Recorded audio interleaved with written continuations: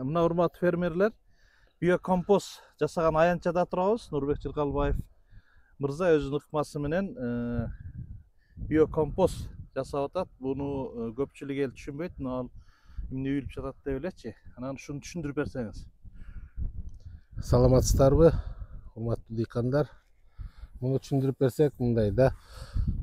Жалаң калдыктар, ото чөп, жалбырак, мусор күйгүзүп атпайбызбы? Ошонун баардыгына мынакей момундай компост, анан кыкты дагы буга кык менен аралаштырып туруп эле бактерия беребиз. Бактерия ушунчалык жер кылып туруп, кайра жер семирткич кылып туруп муну бүт баарын иштетип жатат, расщеплять этип орусча айтканда. Мынакей бияктан Нургазы байке тартып турат, көрсөтүп берейин. Мынакей бул 100% даяр болуп калды. Мусордон дебедик биз чыгарып атабыз. Момундай калдыктарды бүт элеш керекпиз да. Таза мусордон кылса момундай калдыктары жок. Мынакей көрүңүзбү, момундай болуп упуранып калат. Мынакей. Жит таптап көрүлү, эчтеке бир жит жок. Сопсонун бул абдан мындай күчтүү жер семирткич да. Буга чейин да айтып келаттык.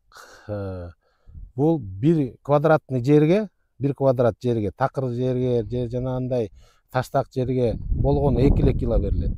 Болду, түшүмдү жакшы ала бересиңер. Келечекте бул жерди айыктырат. Жана зыянкечтин баарын, жердеги зыянкечтин баарын жок кылып, бул өзү органикалык бактерий биякта, ошол жерди айыктырат деген нерсе. Айылдын баарынан эмес. Ооба. Мындай кошуна колоңдорду алып кетебиз, кимдики мусор жатса ошону алып кетип эле кык менен аралаштырып бактериядан беребиз. Жана кашектер чыгат өзүбүздүн малдан, өзүбүздүн малыбыздан жана кыгы чыгат, ошону менен аралаштырып, мына бу жерде 300 тоннадан ашык бүгүнкү күндө компост турат. Бул мына жайы менен эле жазалды. Жакшылап көңүл буруп жасаса, бул 3 айда даяр болот. Эми биз четинен мындай жасап келатабыз, 3 айдын ичинде даяр болгон нерсе мынакей силерге көрсөтүп берип атабыз. Муну айтарыбыз эмне? Жана шаарларда, айылдарда бүт өрттөп атпайбызбы? Жана куурайдан баштап камыш, калдыктардын баарын өрттөп атабыз. Экологияны бузуп атабыз. Аны бузбай туруп момундай компост жасап, жер семирткич жасасак, биз жерди да айыктырып атпайбызбы? Аба ырайды дагы, мындайча жаратылышты дагы бүт өз калыбына алып келип атабыз да. Бул оңой эле жасалат деген нерсе. Бул сатып албай эле, муну бактерия алып туруп эле, бактерия сатып алып эле. Бактерияды мынакей 1 тоннага 10 литр кетет болгону бактерий.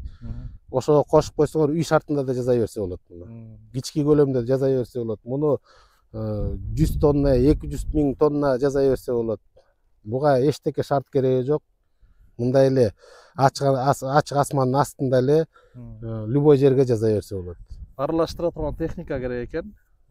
Үй шартында техника кереги жок. Үй шартында айрым менен деле аралаштырса болот. Эми чоң көлөмдө жасап аткандан кийин, значит, жанагындай погрузчик. Өткөндө Россияга барып келдик. Россияда бөлөкчө жасайт экен, бирок атайын машинеси бар экен, муну аралаштырып турганчы. Ошондой машина алса, андан бетер көп жасаса болот муну. Таштар бар, караңыз. Ооба, мына. Момундай таштар бар. Бул таштарды элеп алып салыш керек. Ооба. Ошондо жана товардык көрүнүш болот экен да. Көрүнүш жакшы болуп калат экен. Муну элегенге себестоимостька өзүнүн аркында кымбат түшүп калып атат да. А эгерде таза жанагындай калдыктар, салафаны жок, жана бутылкалары жок, таштары жок болсо, анда бул таптаза болуп эле мына момундай элебей эле огородко эмелерге чүрө берсе момундай болуп чыгат анда. Сопсону болуп калат. Ооба. Азыр суу себип туруш керек да. Мынанча немеге сууну кантип себип атасыңар? Шланг менен себип атасыңарбы же кандай? Буга суу себилбейт, эч нерсе себилбейт. 70% нымдуулук менен эле алып келип туруп, жана 70% нымдуулук кылып, чөп чаар баарын аралаштырып, калдыктардын баарын кык менен кошо аралаштырып, ошо аралаштырып атканда эле бактерияды 1 тоннага 10 литр чачып салат бактерияды. Болду. 3 жумадан кийин келип туруп аралаштырып атканда ферментация болуп атканын байкайсыңар. Ар кандай кык боло берет. Бүгүн чыккан кык деле боло берет, Бүгүн чыккан кык деле боло берет, бирок өтө суюк болбош керек, 70% ным. Болду, андан буга эч нерсе суу куюп, жайында деле суу куюп турбайсыңар. Үстү ашып кетсе, бир 10 сантиметр катып калса дагы, кийин аралаштырсаңар, бул кайра эле жана аралашып, кайра эле компост болуп кете берет. Эми ушул таралып, элдер ушуну жакшылыгын билип, сатып алып дегендей, ушу ыкмаңыз жайылып атабы? Мен муну сатып алсын деп туруп жасап берип аткан жок. Муну өзүбүздүн полябызга беребиз. Поляны биз жана эгинге жерибизди айыктырабыз да ушуну менен. Жакшы эгин алабыз. Мен муну эл үйрөнүп, үй шартында жасасын деп атам. Үй шартында жасаса, муну жанагындай техника жалдабай, өзү колу менен кички жасаса, бул кыкты бекер тапса, жана калдыктардын баары эле бекер жатат. Ошону алып келсе, бул эми 1 сом, 2 сом эле болуп калат. Үй шартында жасаса. Жанагы 10 литрди 1 тоннага чачып атпайбы? 1 тоннага. Бул өзүнүн аркына 50 эле тыйын болуп отурат. Бир суроо болуп атат да. 10 литр алып келип куйдук да биз. 10 литр алып келип, ошол жанагы үйүлгөн кыкка же жанагы ушу даярдай турган нерсеге салдык да. Биз андан кайра дагы 1 тонна жасаш үчүн биз дагы эле сизден ошону сатып ала беребизби?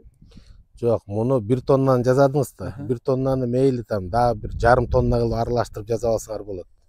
Кийинкиге ал бактерий Ошону мындай көбөйүү жолун айтып уюткусу жок. Кийинкиге кайра эле сатып алып, кайра кошуш керек. Ал слабый болуп калат жанагы компостуңар. Бактерий, могу определенный бактерий көбөйдү да баары неметти, бул даяр болду, мынакей могул даяр. Мен буга азыр алып келип дагы мындай ушунча көлөм аралаштырсам, бул анда 1 жылда барып даяр болот. Мөөнөтү узарып кетет. Мөөнөтү. Муну кыска мөөнөттө жанагындай эми 10 литр кошкондо 1 тоннага, бул 1 тонна деген 1 огородко кенен жетет. Ал 250 сом. Жеңил да отурат, баягы габаритный көлөмдүү болот экен.